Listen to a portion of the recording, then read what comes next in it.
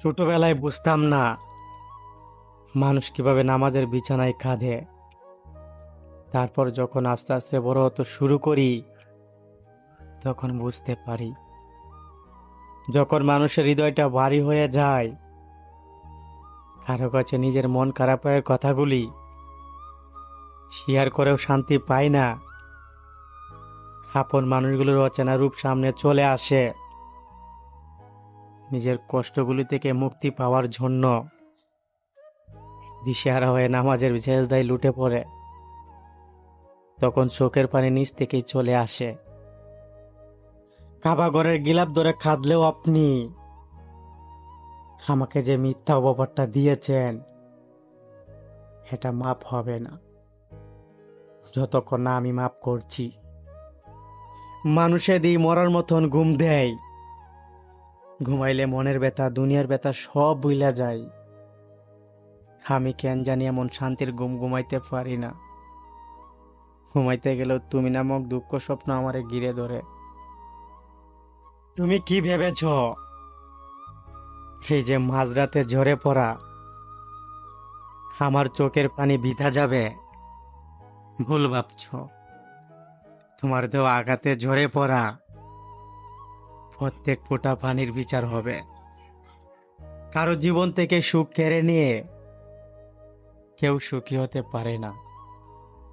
নীরবে আকাশ পানে তাকিয়ে কত দীর্ঘশ্বাস ফেলা যায়, কতটা ধৈর্য নিয়ে পুরোটা জীবন পার করা যায়।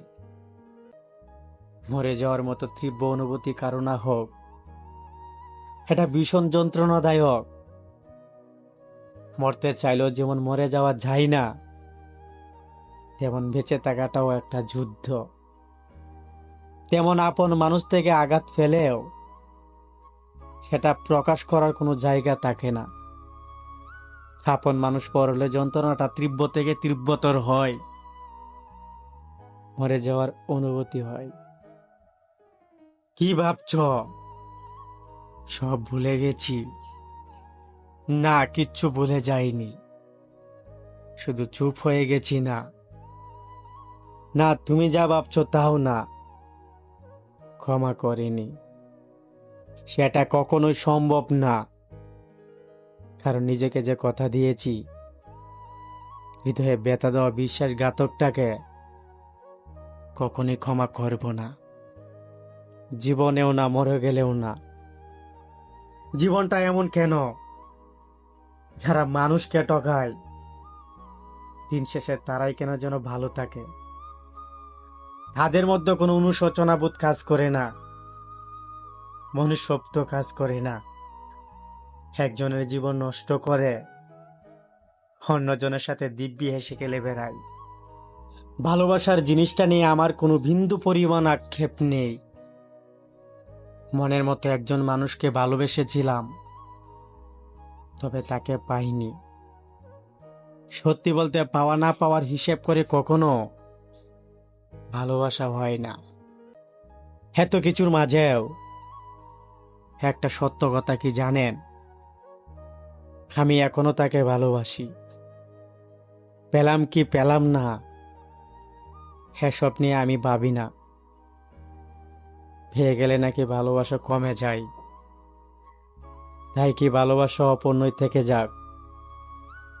আজকে একটা জিনিস খেয়াল করলাম, এখন আর আগের মতো কারো কষ্ট দেখলে কষ্ট লাগে না। মনটা কেমন জানি পাথর হয়ে গেছে।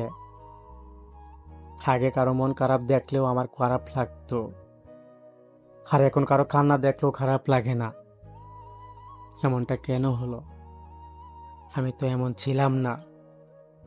কি হলো আমার? কি করব বলো? কি করলে আর তোমাকে মনে পড়বে না আমার? কি করলে আমি তোমায় ভুলতে পারবো? কি করলে আর তোমার জন্য কষ্ট হবে না আমার? এমন কি করলে অন্তত একটা রাত তোমার কথা মনে করে আমার কাটতে হবে না? অভিশাপ দিতে পারবো না, দিতে চাইলেও না। তবে এতটুকু শুধু চাইবো, তোমার মতো একজন যেন তোমার জীবনে আসে,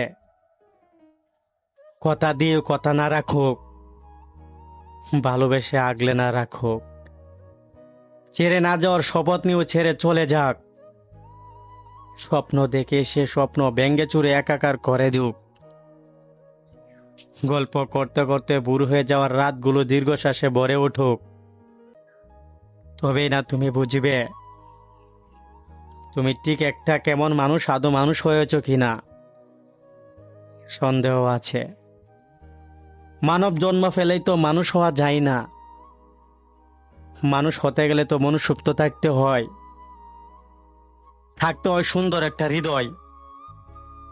তোমার তো সবটাই ছিল মিথ্যা অভিনয়ের আশ্রয়। একতরফা অভিনয় হলে একতরফা তো ভালোবাসাই ছিল, তাই তো তুমি নিঃশুদ্ধতাই এতটা পুরাতে পেরেছ।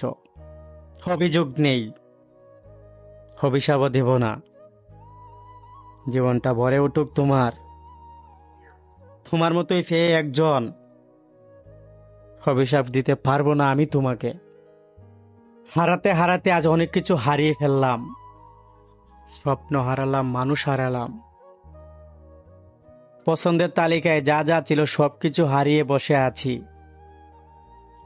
সময় পার হতে না হতে মানিয়ে নিতে শিখলাম, তারপর আবার মানুষ বলল মেনে নাও, তাও নিলাম। যা দিতে দিতে আজ নিজে বাতিলের খাতায় যুক্ত হলাম। একটা গল্প বলি শোনো। একটা ছেলে একটা মেয়েকে অনেক বেশি ভালোবাসতো। হঠাৎ তাদের মতো ঝগড়া হয়। ছেলেটা অনেক সরি বলে, কিন্তু মেয়েটা রাগ করে থাকে। সারা রাত ছেলেটা মেয়েটাকে মেসেজ দেয় সরি বলে। এভাবে সকাল 10টা বাজে। মেয়েটার ঘুম ভাঙে ছেলেটার মেসেজ দেখে। মেয়েটার সাথে সাথে অনেক কল দেয় এবং SMS হয়ে বলে ঘুমিয়েছিলাম সরি। কিন্তু মেয়েটা জানতো না যে ছেলেটা ফাঁসির দড়িতে ঝুলতেছে। থাকতে কদর দাও প্রিয়, ভালোবাসা সুন্দর। পৃথিবীর সবচেয়ে নিকৃষ্ট ব্যক্তি হয়তো আমি।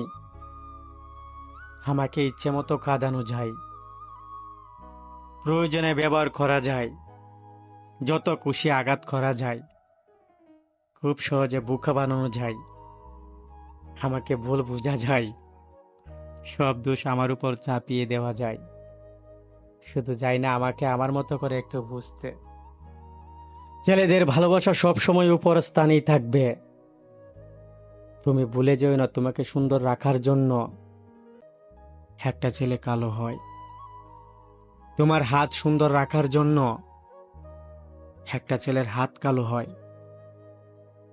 তোমাকে সুখে রাখার জন্য একটা ছেলে তার সুখ ভুলে গিয়ে দিনের পর দিন পরিশ্রম করে। আরে বিয়ের পর একটা ছেলে একটা মেয়েকে চালায়, একটা মেয়ে একটা ছেলেকে চালায় না। মা বাবা ভাই বোন স্ত্রী এমনকি একটা পরিবারকে সুখে রাখার জন্য নিজের সুখ ভুলে যায়। ছেলেরা বড়ই উদ্ভট। কত কষ্টের পরও মুখে সবসময় হাসি থাকে। ছেলেদের ভালোবাসায় সবসময় উপর স্থানেই থাকবে। প্রিয় মানুষগুলো ঘুমিয়ে গেলে জেগে থাকে যে চোখ, সে চোখ ভালো করেই জানে ভালোবাসা কতটা ভয়ানক অসুখ। না চাইতেও তাকে ভালোবেসে ফেলেছিলাম। ভালোবাসতে বাঁচতে বাঁচতে একটা সময় মনে ভয় চলে আসলো তাকে হারানোর। আলহামদুলিল্লাহ তাকে হারিয়ে ফেললাম।